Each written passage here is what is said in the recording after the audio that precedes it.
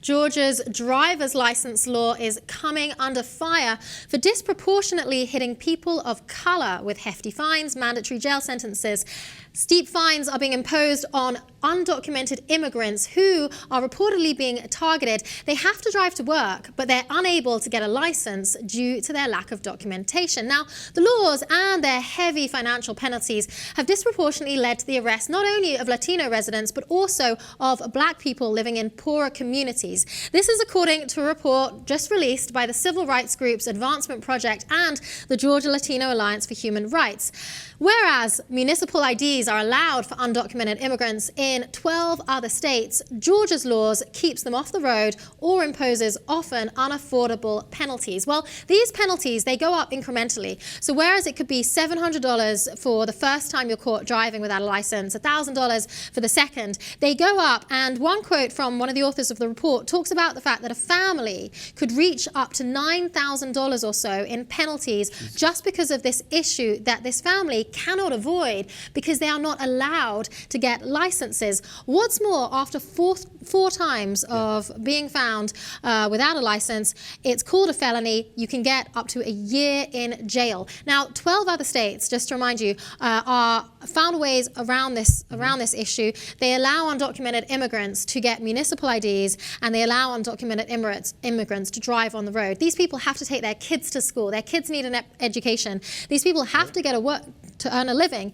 and yet they can't find a way around this. They're seemingly backed into a corner. Right, and what you do is you just make the problem worse and worse and worse. You hit somebody with a fine for driving, they're undocumented, right? They weren't driving because they decided that they want to drive and be troublemakers. They have to go to work. And now they have to continue going to work to pay for the stupid fine that you put in the first place, right? So it's this never-ending process, and you're just screwed either way. You know, we have to understand, look, that is one of the basic things that are really dividing Republicans and Democrats. I understand the argument on the Republican side that might say, well, they're undocumented. Why should we give them driver's licenses in the first place? They shouldn't be here. Okay, I get the logic in that.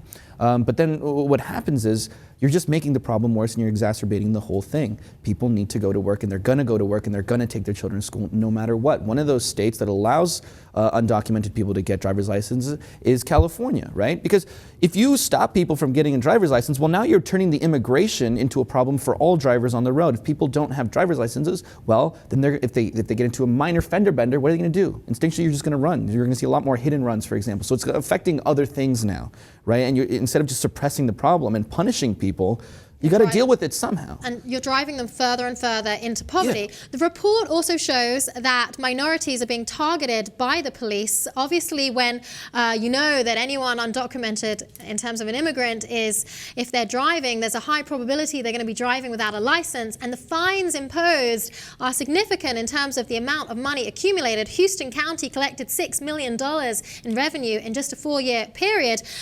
So the report says that this basically all encourages racial profiling by the police and promotes distrust between communities and police. And you can see how that can happen when police can easily go out on the road and see a Latino driving and check them. There was one report here talking about a man being pulled over for having his headlights too bright. So people being pulled over for the smallest of things and ending up in jail or with these hefty fines that they can't afford. Here's a quote from Georgia's NAACP president, Frances Johnson, who talks about the law. She says, "This was a law which was popularized because it targeted undocumented Americans, but it has targeted poor blacks and poor whites as well."